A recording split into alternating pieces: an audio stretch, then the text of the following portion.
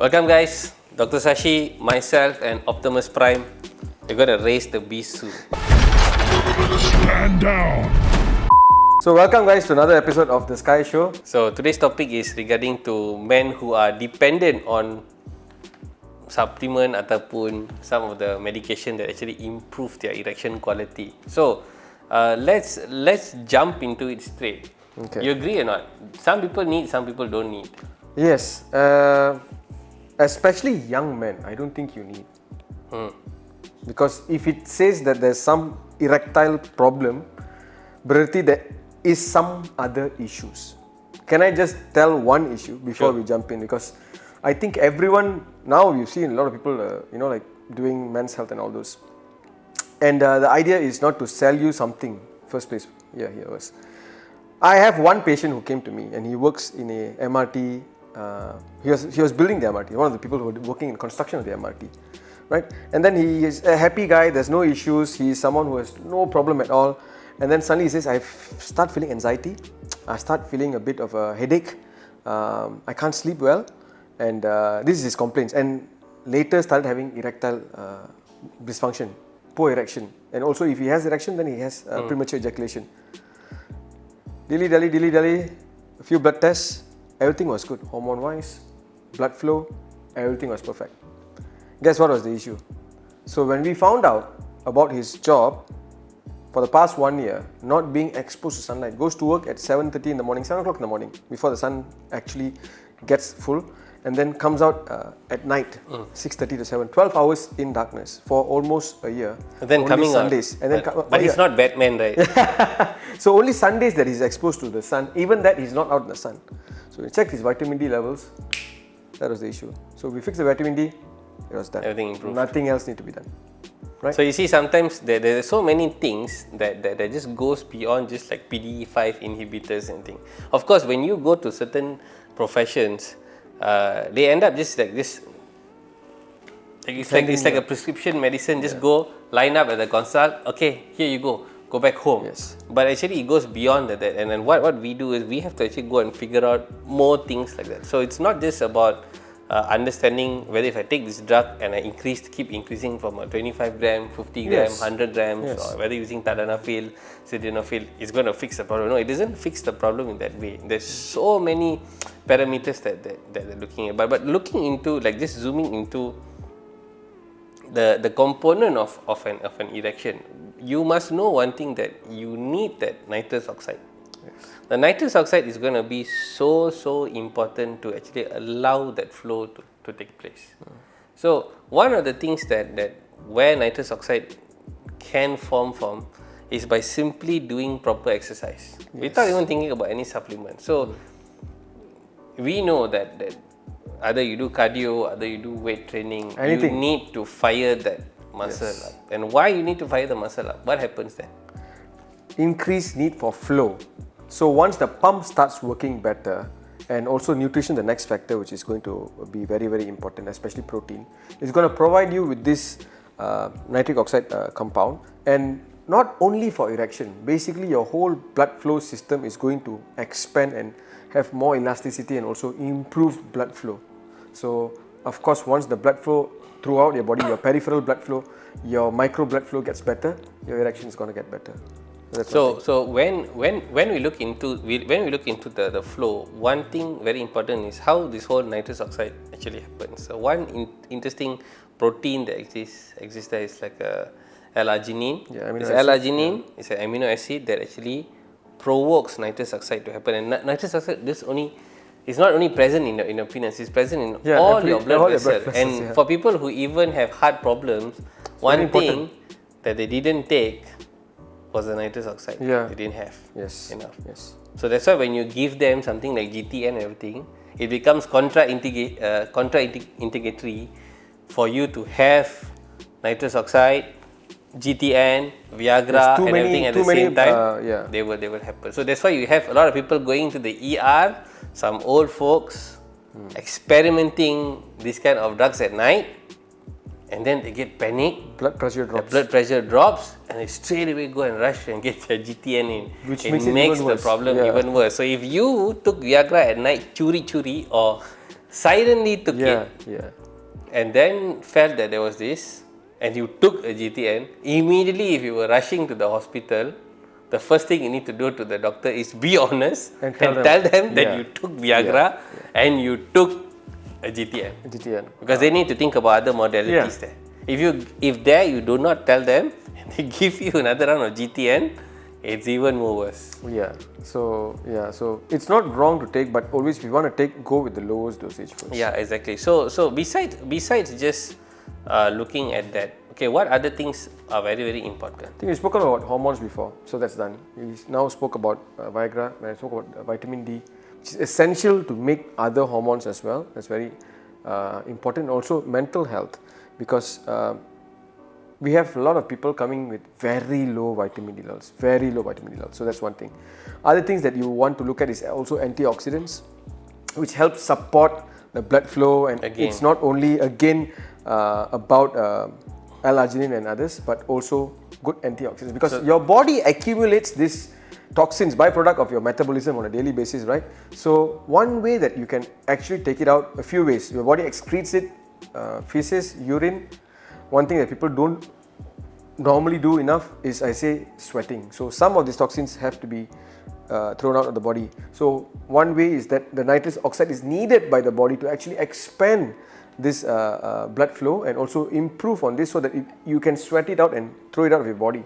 That's one way to do it. So the good things is understanding what kind of foods that can actually provide you some good form of antioxidants to repair your pipe, your blood vessels. So when your blood vessels are having a lot of erosion, yes, and a lot of friction, just like a pipe lah. Just like a pipe tu jadi karat. Yeah. So it's becoming rusted. So the more longer you live like that, the more debris, the more rust is going to form. The same thing is happening in your body. Calcification. There comes the calcification, the cholesterol comes in and cause plugs, micro ruptures, micro plug formation, and in areas where you have a lot of like sponge tissue, so fine, so these areas can get clogged. So when they are getting clogged, day by day, the quality of the erection starts to drop. So you do not move from a grade 4 good quality erection to a grade 1 overnight. No, it doesn't happen. It's been years since it's been happening, and a lot of men and women ignore this. So the partners themselves ignore this. It's okay. Then it moves from stage 4 to 3 to 1, and then boom, what's happening? It's not functioning anymore. Only then most of them get triggered. If not, they just keep themselves silent and everything is okay. The ego will compensate, and that becomes the problem. And then when it does not work, and then you become more silent about it, and it becomes like a snowball. The problem gets bigger and bigger and bigger until one point it's very hard to fix, and it probably might take a longer time to fix. And it's just not fixing the physical position. I think one big task that we actually face is actually fixing the mental position of the patient. Fixing the mental position is I would say one of the toughest point. The toughest points. Physically, we can fix you. It will take some time, but it's easy to fix. It is fixable, provided, as I said, the patient must be a participant in his own health. If the patient is not taking part, like, doctor, what are you going to do? I was like, what are you going to do? Do you do what I tell you to do? So when I give you something, that actually helps more.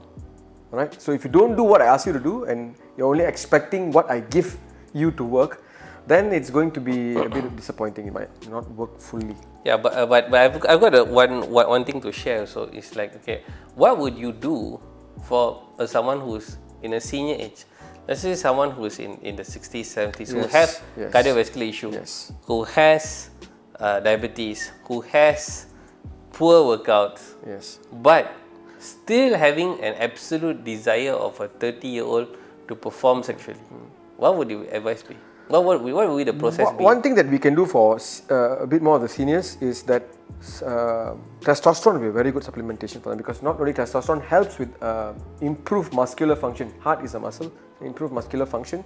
Also other things like like your L-arginine and all those will actually help in the long run. And also I probably should tell them that like looking towards sunset, like a 30-year-old's performance, it's not going to be. And I think most of them actually understand. They do not want that, but they have the desire, but just that it's not able to get it. That's one thing. So I think we have had a lot of 60-year-olds, and it actually helps a lot with a bit of a testosterone supplementation, some L-arginine, and probably even some. Yeah, I think it's there is no harm using any of those supplementation. I think on my standpoint, I think it's the way. If you just come in and say I want this, it's not going to work. Yeah, it's not going to work. You're going to waste your money, and then you're going to feel disappointed. Yeah. So sometimes you need to trust the process, but we need to fix a couple of things. We need to fix the blood flow. We need to stabilize the sugar. We need to see how your insulin is working around, and then you need to put some effort to get some cardiovascular activity running. Because I will still tell anybody, go for a walk. My patients that the sexual activity is still like a sport. Yes. If you are not training and you're not doing your warm-ups, your warm-downs, then you don't expect to play the game. Yes. Because you will just get a hamstring and you'll walk out. So it's about understanding the other fundamentals. Both partners the same.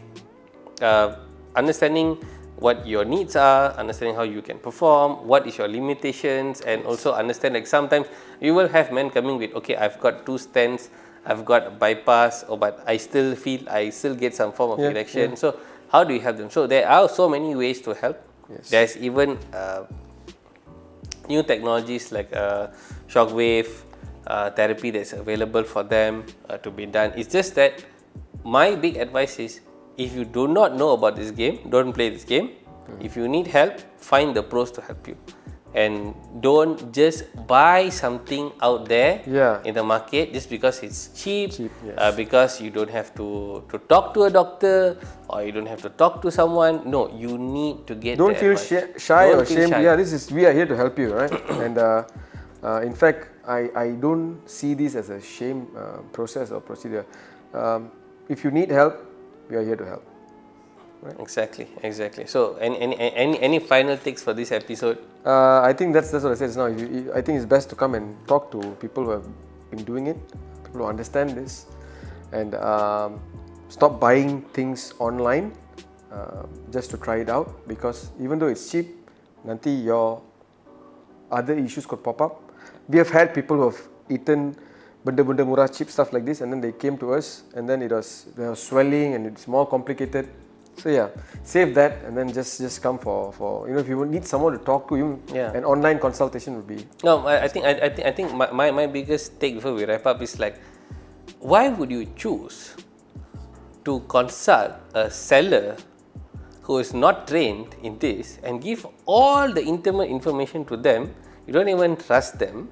They don't even have the knowledge, and you are willing to spend 100, 200 ringgit for their expert opinion, when you have, like, really competent and very, very capable physicians around in our country itself, who really know how to do this and who really know how to fix it very well and get you started, and you will not have complaints. Rather than spending 100 ringgit every month or 200 ringgit every month experimenting from one seller to the other, and then at the end having no results, and then after that, after 2 years, then look for people like us and say, like, hey, come, can you help us? No, I think if you have a problem or you want to improve the quality, you need to see the pros. The pros will exactly help you, because we know what modalities work. We know where to look, where the problem is, rather than cuba lah, just try this and see. No, because my friend said so. No, that's the worst advice ever. Problem is not your problem. Exactly. Okay, guys. Thank you for joining. We'll see you in the next episode of The Sky Show. Ciao.